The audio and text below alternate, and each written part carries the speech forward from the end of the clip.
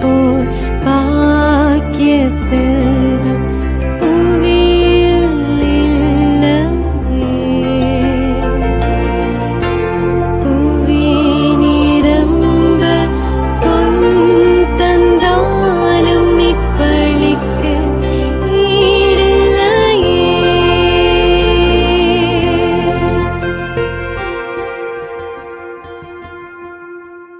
தந்தை மகன் தூய ஆவியாரின் பெயராலே ஆமென். நம் ஆண்டவராகிய இயேசு கிறிஸ்துவின் அருளும் கடவுளின் அன்பும் தூய ஆவியாரின் நட்புறவும் உங்கள் அனைவரோடும் இருப்பதாக. உம்மான்மாவோடும் இருப்பதாக. இயேசுவில் பேரன்புக்குரிய சகோதர சகோதரிகளே, இன்றைய நாளிலே நமது தாயாம் திரு அவை ஆயரும் மறை வல்லுநரும் ஆன புனித பெனவந்தூர் அவர்களை நினைவு கூற நம்மை அன்போடு அழைக்கின்றது. இத்தாலி நாட்டை சார்ந்த புனிதர் ஏழை எளிய மக்களுக்கு உதவிடவும் மிகவும் எளிமையான வாழ்க்கையை வாழ்ந்த புனிதரும் ஆவார். அதாவது இவருடைய பணி வாழ்க்கையிலே இவர் என்ன செய்வார் என்றால், தான் தங்கியிருக்கின்ற இடத்தில் இருக்கின்ற பழைய பாத்திரங்கள் மற்றும் தான் பயன்படுத்துகின்ற பாத்திரங்களை தானே சுத்தம் செய்யக்கூடிய ஒரு நல்ல ஒரு பண்பை கொண்டிருந்த புனிதரை நாம் இந்த நாளிலே நினைவு கூறுகின்றோம். அன்புக்குரியவர்களே, பெனவெந்தூர் என்பது இவர் தனக்கு தானே வைத்து கொண்ட ஒரு பெயர். இவருடைய உண்மையான இயற்பெயர் யோவான். இவர் அசிசியாரின் தீவிர சீடரும் கூட என்று சொல்லலாம். காரணம், இவர் தன்னுடைய சிறிய வயதில் இளம் வயதிலே இவருக்கு ஒரு நோய் வருகின்றது. அப்பொழுது இவருடைய பெற்றோர் புனித பிரான்சிஸ் அசிசியாரிடத்திலே வேண்டிக் கொள்கிறார்கள், என்னுடைய மகனுக்கு விரைவிலே சிறையாகிவிட்டால் நான் உங்களுக்கு நன்றியோடு இருப்பேன் என்று அசிசியாரிடத்திலே வேண்டிக் கொள்வதன் வழியாக இவருக்கு உடனடியாக உடல் சுகம் பெறுவதை பார்க்கின்றோம். எனவே இவர் அந்த நாள் முதல் அவர் புனித பிரான்சிஸ் அசிசியாரின் தீவிர சீடராக மாறுகின்றார். அதற்கும் மேலே ஒரு படி சென்று இவர் புனித பிரான்சிஸ் அசிசியாரின் துருவ மடத்திலே துறவியாக மாறுகின்றார். அன்பார்ந்தவர்களே, இவர் ஒரு சீர்திருத்தவாதியும் கூட. காரணம், இவர் துறவியாக இருந்தபோது அந்த துருவ மடத்திலே இருக்கின்ற பல விதிமுறைகளை இவர் சீர்படுத்தியிருக்கின்றார். எனவே இன்றைய நாளிலே இந்த புனிதரை நாம் நினைவு கூறுகின்ற இந்த வேளையிலே நாமும் கடவுளுக்கு அர்ப்பண உணர்வோடு வாழ்வோம். நம்முடைய வாழ்க்கையிலே பல நேரங்களில் நாம் இந்த தவறு செய்யக்கூடாது, நான் இதை செய்யக்கூடாது என்று நாம் யோசித்துக் கொண்டிருப்போம். எனவே இன்றைய நாளிலே இந்த புனிதரை போன்று நம்முடைய வாழ்க்கையிலே நாம் எதை சீர்திருத்த வேண்டும் என்பதை யோசிக்கின்றோமோ அதை நம்முடைய வாழ்க்கையிலே அந்த பாவங்களை அகற்றிட இத்திருப்பலியிலே நாம் மனம் வருந்தி மன்னிப்பு வேண்டுவோம்.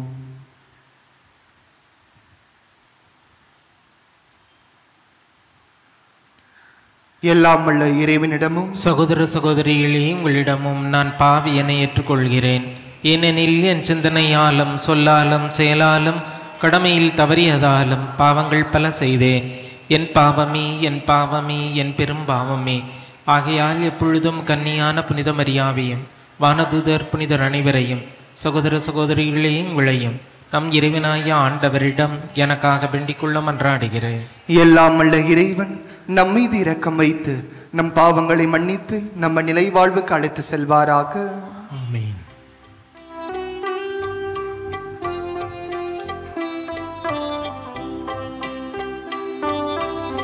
ஆண்டவரே இரக்கமாயிரும். ஆண்டவரே இரக்கமாயிரும். கிறிஸ்துவே இரக்கமாயிரும். கிறிஸ்துவே இரக்கமாயிரும். ஆண்டவரே இரக்கமாயிரும். ஆண்டவரே இரக்கமாயிரும்.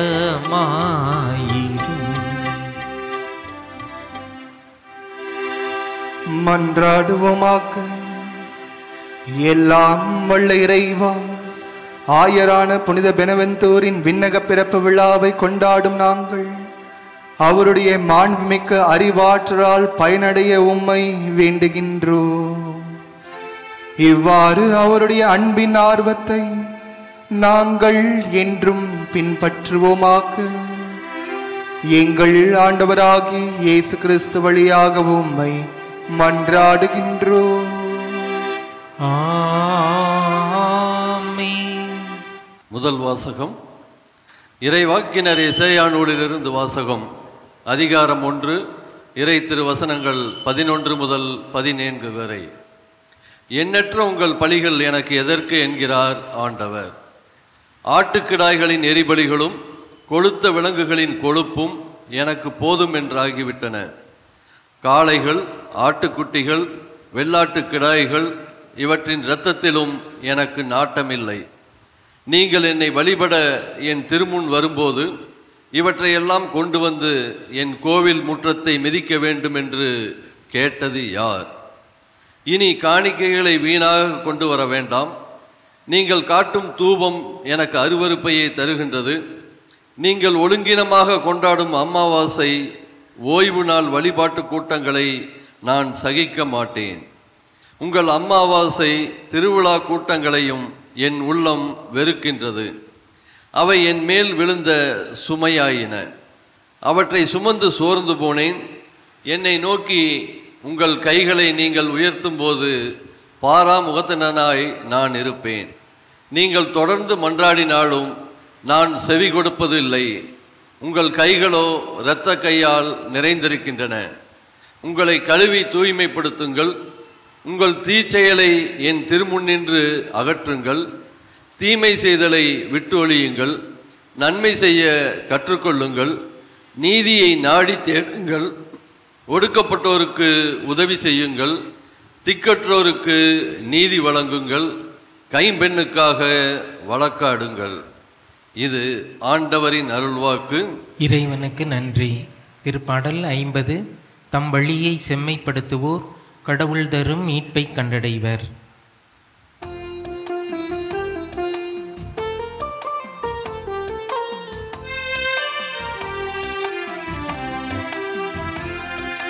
தம் வழியை செம்மைப்படுத்துவோர் கடவுள் தரும் மீட்பை கண்டடைவர். தம் வழியை செம்மைப்படுத்துவோர் கடவுள் தரும் மீட்பை கண்டடைவர். நீங்களோ ஒழுங்குமுறையை வெறுக்கின்றீர்கள். என் கட்டளைகளை தூக்கி எறிந்து விடுகின்றீர்கள். இவ்வாறெல்லாம் நீங்கள் செய்தும் நான் மௌனமாயிருந்தேன். நானும் உங்களை போன்றவர் என எண்ணிக்கொண்டீர்கள். ஆனால் இப்பொழுது உங்களை கண்டிக்கின்றேன். உங்கள் குற்றங்களை உங்கள் கண்முன் ஒவ்வொன்றாய் எடுத்துரைக்கின்றேன். நன்றி பலி செலுத்துவோர் என்னை மேன்மைப்படுத்துவர். தம் வழியை செம்மைப்படுத்துவோர் கடவுளாம் நான் அருளும் மீட்பை கண்டடைவர். தம் வழியை செம்மைப்படுத்துவோர் கடவுள் தரும் மீட்பை கண்டடைவர். தம் வழியை செம்மைப்படுத்துவோர் கடவுள் தரும் மீட்பை கண்டடைவர்.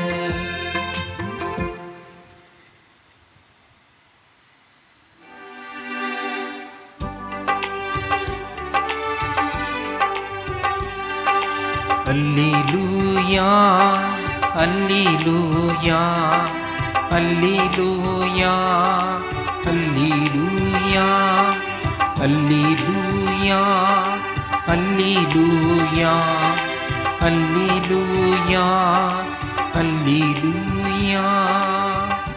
நீதியின் பொருட்டு துன்புறுத்தப்படுவோர் பேறு பெற்றோர்.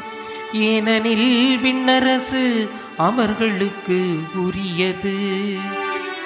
அல்லேலூயா அல்லேலூயா அல்லேலூயா அல்லேலூயா. ஆண்டவர் உங்களோடு இருப்பாராக. உம்மான்மாவோடும் இருப்பாராக. புனித மத்தேயு எழுதிய தூய நற்செய்தியிலிருந்து வாசகம். ஆண்டவரே மாட்சி உமக்கே.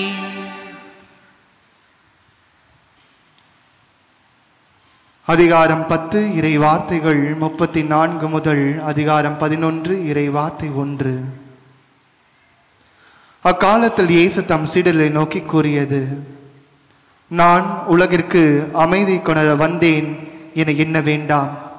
அமைதி அல்ல, வாளையே கொணர வந்தேன்.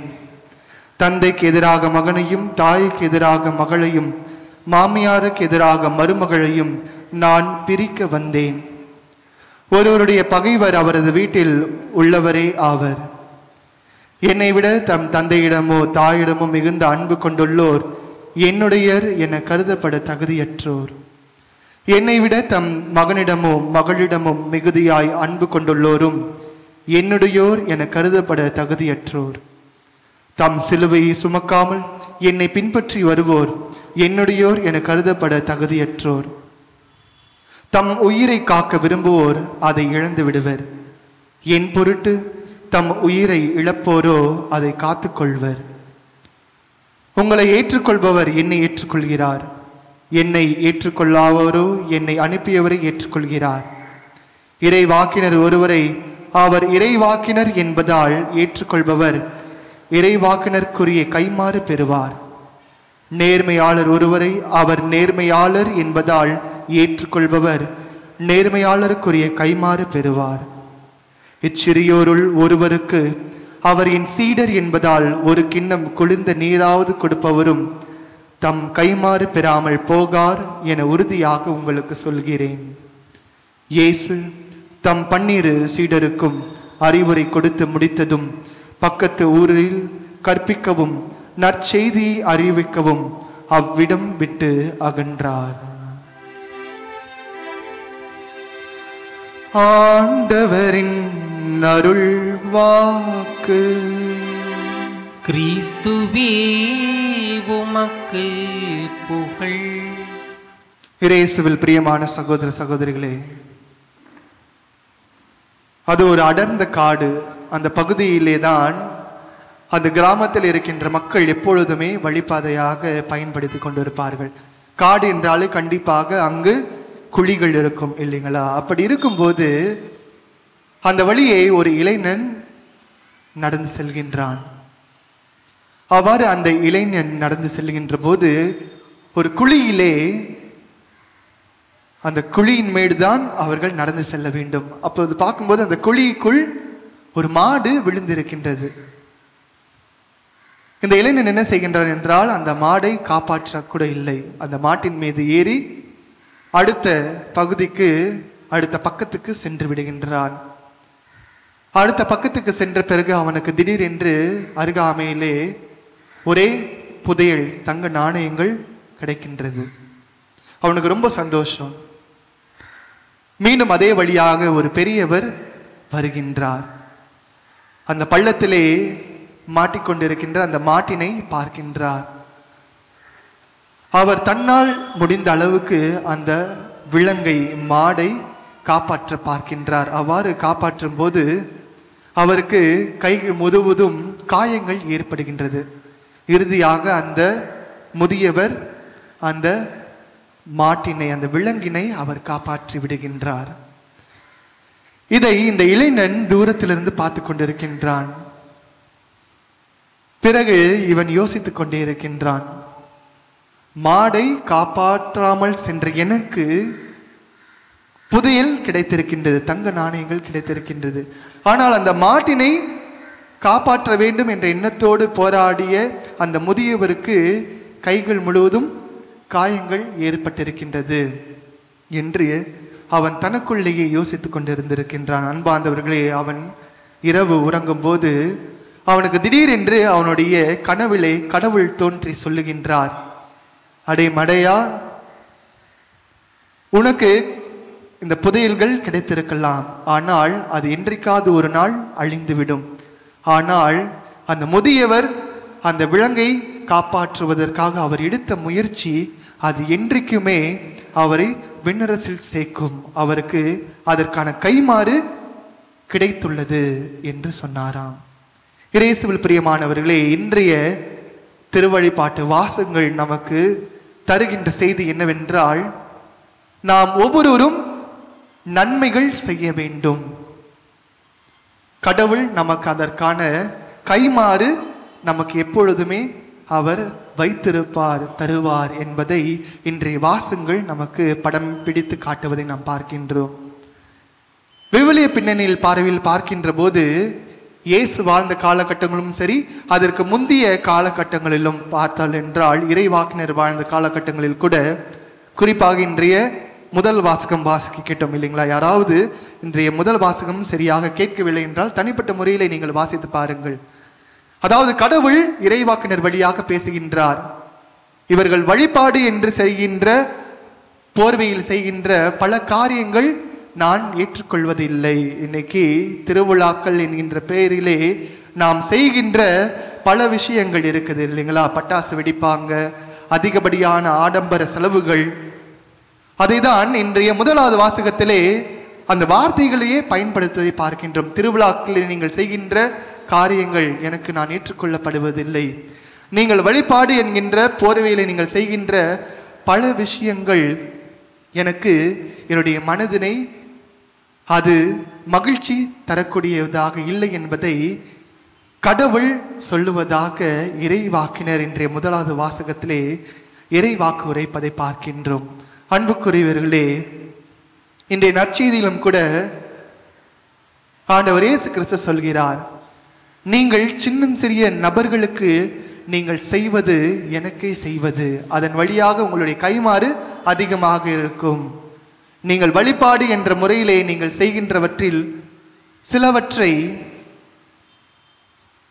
சிறியோரில் இருப்பதாக குழந்தைகள், அனாதைகள், கைம்பெண்கள், இவர்களுக்கு நீங்கள் செய்யுங்கள், அதனுடைய கைமாறு அதிகமாக இருக்கும் என்பதை இன்றைய முதலாவது வாசகத்திலும் சரி, நற்செய்தி வாசகத்தில் சிறியோர்களுக்கு செய்யுங்கள் என்று ஆண்டவர் நமக்கு மீண்டும் மறுமொழி தருகின்றார். அன்பார்ந்தவர்களே, நம்மில் இருப்பதை நாம் அடுத்தவர்களுக்கு பகிர்ந்து கொள்கின்றோமா? ஒன்று. இரண்டாவது, எப்படிப்பட்ட மனநிலையோடு நாம் பகிர்ந்து கொள்கின்றோம்? மூன்றாவது, நாம் யாருக்காக கொடுக்கின்றோம்? அதன் வழியாக எனக்கு ஏதாவது ஒரு லாபம் இருக்கிறதா, பயன் இருக்கிறதா என்று யோசித்து கொடுக்கின்றோம் என்றால் அது மிகப்பெரிய தவறு. அடுத்தவர்களுக்கு நாம் நன்மை செய்ய வேண்டும் என்கின்ற நோக்கத்தோடு நாம் நமக்கு கீழே இருக்கின்ற நபர்களுக்கு நாம் செய்கின்றோமா? நம்மால் இயன்ற உதவியை இயலாத நபர்களுக்கு நாம் செய்ய வேண்டும் என்பதை இன்றைய முதல் வாசகத்தில் இறுதியிலும், இன்றைய நற்செய்தி வாசகத்தில் இறுதியிலும் ஆண்டவர் சொல்வது, உங்களில் இச்சிறியோர்களுக்கு நீங்கள் செய்வது எல்லாம் எனக்கே செய்கிறீர்கள் என்று சொல்லுகிறார்கள்.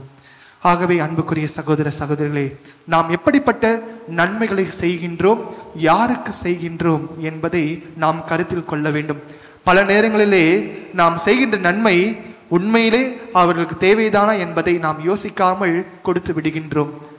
இடம் பொருள் ஏவல் அறிந்து நாம் உதவிகளை செய்வோம், நன்மைகளை செய்வோம். இதை பார்க்கின்ற இறைவன் கண்டிப்பாக நமக்கு கைமாறு கொடுப்பார். ஆமேன்.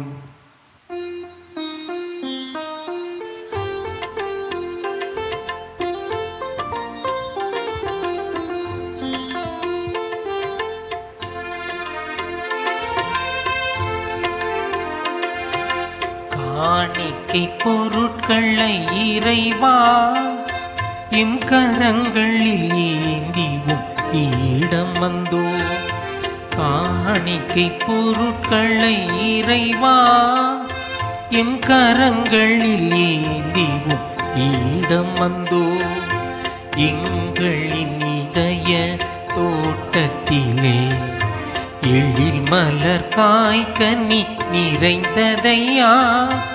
எங்களின் இதய தோட்டத்திலே எழில் மலர் காய்கனி நிறைந்ததையா பொங்கிடும் மகிழ்வுடன் பறித்து வந்து பொங்கிடும் மகிழ்வுடன் பறித்து வந்து பொன்னொளி பீடத்தில் குவித்து வைத்தோ காணிக்கை பொருட்களை இறைவா எம் கரங்களில் ஏறிவும் பீடமந்தோ.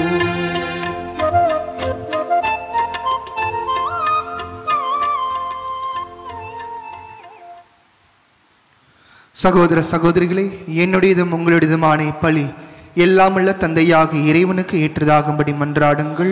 ஆண்டவர் தமது பெயரின் புகழ்ச்சிக்காகவும் ஆட்சிக்காகவும் நமது நன்மைக்காகவும் புனித திரு அவை அனைத்து நலனுக்காகவும் மது கையில் இருந்து இப்பள்ளியை ஏற்றுக்கொள்வாராக. இறைவா, புனித பெனவந்தூரின் விழாவில் நாங்கள் உள்ளம் கனிந்து செலுத்தும்படி உமக்கு உகந்ததாய் இருப்பதாக. அவரது அறிவுரைப்படி எங்களையே முழுமையாக உமக்களித்து உம்மை புகழ்ந்தேத்த செய்வீராக. எங்கள் ஆண்டவராகிய இயேசு கிறிஸ்து வழியாக உம்மை மன்றாடுகின்றோம். ஆண்டவர் உங்களோடு இருப்பாராக, ஆன்மாவோடும் இருப்பாராக. இதயங்களை மேலே எழுப்புவோம். ஆண்டவரிடம் எழுப்பியுள்ளோம். நம் இறைவனாகிய ஆண்டவருக்கு நன்றி கூறுவோம். அது தகுதியும் நீதியும் ஆனதே. ஆண்டவரே, தூயவரான தந்தையே, என்றுமுள்ள எல்லாமுள்ள இறைவா, எங்கள் ஆண்டவராகிய கிறிஸ்து வழியாக எந்நாளும் எவ்விடத்திலும் நாங்கள் உமக்கு நன்றி செலுத்துவது மெய்யாகவே தகுதியும் நீதியுமாகும், எங்கள் கடமையும் மீட்புக்குரிய செயலுமாகும். ஏனெனில் புனித பெனவெந்தூரின் விழாவில் உமது திரு அவை மகிழ்ந்திருக்க செய்கின்றீர். அவருடைய இறை பற்றுமிக்க வாழ்க்கை நெறியின் எடுத்துக்காட்டால் அதற்கு வழிவூட்டுகின்றீர். அவருடைய படிப்பினையால் பயிற்றுவிக்கின்றீர். அவருடைய மன்றாட்டால் பாதுகாத்து வருகின்றீர்.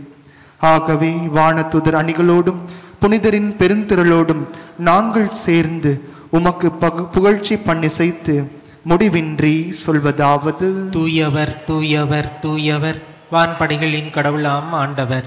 விண்ணகமும் மண்ணகமும் மது மாட்சியால் நிறைந்துள்ளன. உன்னதங்களிலே ஓசன்னா. ஆண்டவர் பேரால் வருகிறவர் ஆசி பெற்றவர். உன்னதங்களிலே ஓசன்னா. ஆண்டவரே, நீர்மையாகவே தூயவர், தூய்மை அனைத்திற்கும் ஊற்று. ஆகவே உம்முடைய ஆவியை பொழிந்து இக்காணிக்கைகளை தூய்மைப்படுத்த உம்மை வேண்டுகின்றோம். இவ்வாறு எங்கள் ஆண்டவர் இயேசு கிறிஸ்துவின் உடலும் இரத்தமுமாக எங்களுக்கு இவை மாறுவனவாக. அவர் பாடுபட உளம் கனிந்து தம்மை கையளித்த போது அப்பத்தை எடுத்து நன்றி செலுத்தி அதை பிட்டு தம் சீடல் கழித்து அவர் கூறியதாவது: அனைவரும் இதிலிருந்து பெற்று உண்ணுங்கள், ஏனெனில் இது உங்களுக்காக கையளிக்கப்படும் என் உடல்.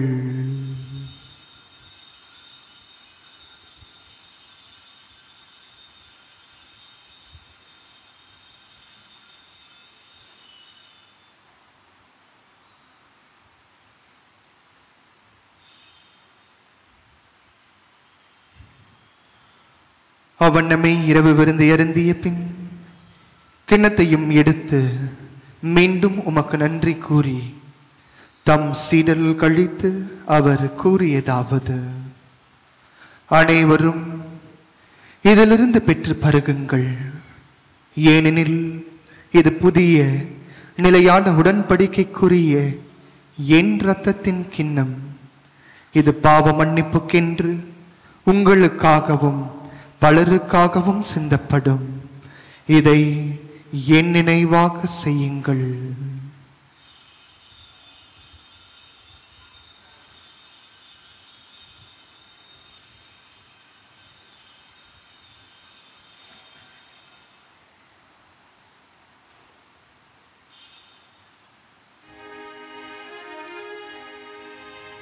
நம்பிக்கையின் மறை பொருள். ஆண்டவரே, நீர் வருமளவும் உமது இறப்பினை அறிக்கையிடுகின்றோம். உமது உயிர்ப்பினையும் எடுத்துரைக்கின்றோம். ஆகவே ஆண்டவரே, நாங்கள் கிறிஸ்துவின் இறப்பினையும் உயிர்ப்பினையும் நினைவு கூர்ந்து வாழ்வு தரும் அப்பத்தையும் மீட்பளிக்கும் கிண்ணத்தையும் உமக்கு ஒப்புக் கொடுக்கின்றோம். திருமுனின்று உமக்கு ஊழியம் புரிய தகுந்தவர்கள் எங்களை ஏற்றுக்கொண்டீர். எனவே உமக்கு நன்றி செலுத்துகின்றோம். மேலும் கிறிஸ்துவின் உடலிலும் இரத்தத்திலும் பங்கு கொள்ளும் எங்களை தூய ஆவியார் ஒன்று சேர்க்க வேண்டும் என உம்மை தாழ்மையுடன் மன்றாடுகின்றோம். ஆண்டவரே, உலகெங்கும் பரவி இருக்கும் உமது திரு அவையை நினைவு கூர்ந்தருளும்.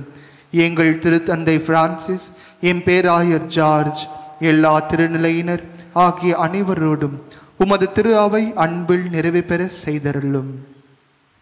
மேலும் உயிர்த்தெழும் எதிர்நோக்குடன் துயில் கொள்ளும் எங்கள் சகோதர சகோதரிகளையும் இறந்தோர் அனைவரையும் இரக்கத்துடன் நினைவு கூர்ந்து உமது திருமுக ஒளியினுள் ஏற்றருளும். எங்கள் அனைவர் மீதும் இரக்கமாயிரும். கடவுளின் கன்னித்தாயான புனித மரியா, அவருடைய துணையாளரான புனித யோசேப்பு, புனித திருத்தூதர்கள், இவ்வுலகில் உமக்கு உகந்தவராய் இருந்தோர் ஆகிய புனிதர் அனைவருடனும் நாங்கள் நிலை வாழ்வில் பங்கு கொள்ளும் தகுதி பெற்று திருமகன் இயேசு கிறிஸ்து வழியாக உம்மை புகழ்ந்தேத்து மறுமருள உம்மை மன்றாடுகின்றோம்.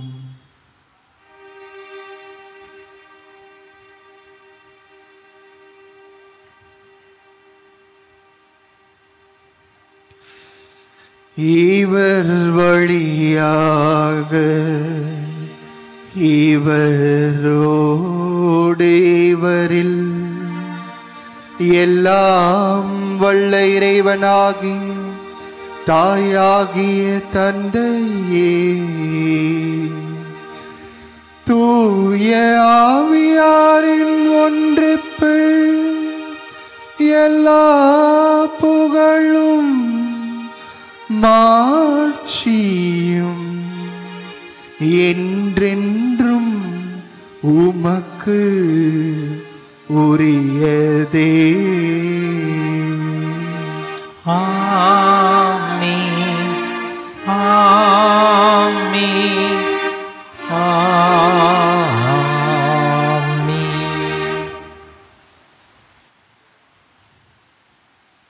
மீட்பரின் கட்டளையால் கற்பிக்கப்பட்டு இறை படிப்பினால் பயிற்சி பெற்ற நாம் அனைவரும் துணிந்து ஜெபிப்போம். விண்ணுலகில் இருக்கின்ற எங்கள் தந்தையே, உமது பெயர் தூயது என போற்ற பெறுக. உமது ஆட்சி வருக. உமது திருவுளம் விண்ணுலகில் நிறைவேறுவது போல மண்ணுலகிலும் நிறைவேறுக. எங்கள் அன்றாட உணவை இன்று எங்களுக்கு தாரும். எங்களுக்கு எதிராக குற்றம் செய்வோரை நாங்கள் மன்னிப்பது போல எங்கள் குற்றங்களையும் மன்னியும். எங்களை சோதனைக்கு உட்படுத்தாதேயும், தீமையிலிருந்து எங்களை விடுவித்திரளும். ஆண்டவரே, தீமை அனைத்திலுமிருந்தும் எங்களை விடுவித்து எங்கள் வாழ்நாளில் அமைதியை கனியுடன் அருள உம்மை மன்றாடுகின்றோம். உமது இரக்கத்தின் உதவியால் நாங்கள் பாவத்திலிருந்து எப்பொழுதும் விடுதலை பெற்று யாதொரு கலக்கமும் இன்றி நலமாய் இருப்போமாக.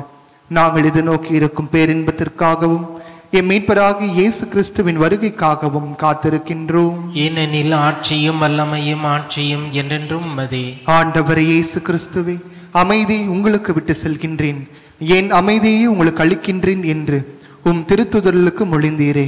எங்கள் பாவங்களை பாராமல் உமது திரு அவை நம்பிக்கையை கண்ணோக்கி உமது திருவுளத்திற்கேற்ப அதற்கு அமைதியும் ஒற்றுமையும் அளித்தருள்வீராக. என்றென்றும் வாழ்ந்து ஆட்சி செய்கின்றவர் நீரே. ஆமென். ஆண்டவருடைய அமைதி உங்களோடு என்றும் இருப்பதாக. ஆன்மாவோடும் இருப்பதாக. ஒருவருக்கொருவர் அமைதியை பகிர்ந்து கொள்வோம்.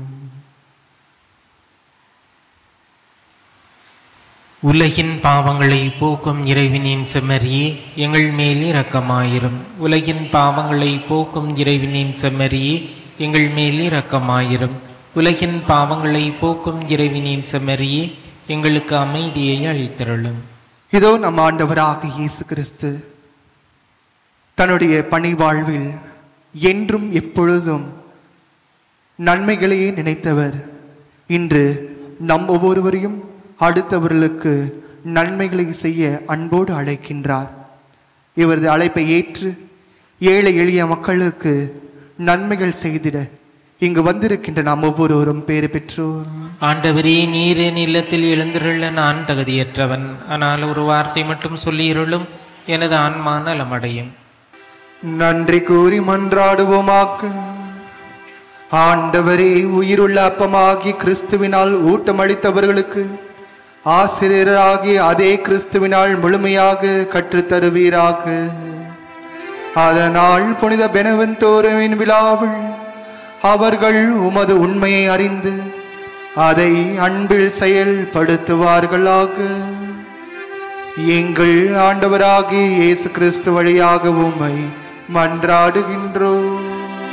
ஆமென். ஆண்டவர் உங்களோடு இருப்பாராக. உம்மான்மாவோடும் இருப்பாராக. எல்லாம் வல்ல இறைவன் தந்தை, மகன், தூய ஆவியானவர் உங்கள் அனைவரையும் நிறைவாக ஆசீர்வதிப்பாராக. ஆமென். என்றும் எப்பொழுதும் வாழ்க்கையில் நன்மைகள் செய்து வாழ்ந்திட சென்று வாழுங்கள். வாழ்க்கை பழி தொடரட்டும். இறைவனுக்கு நன்றி.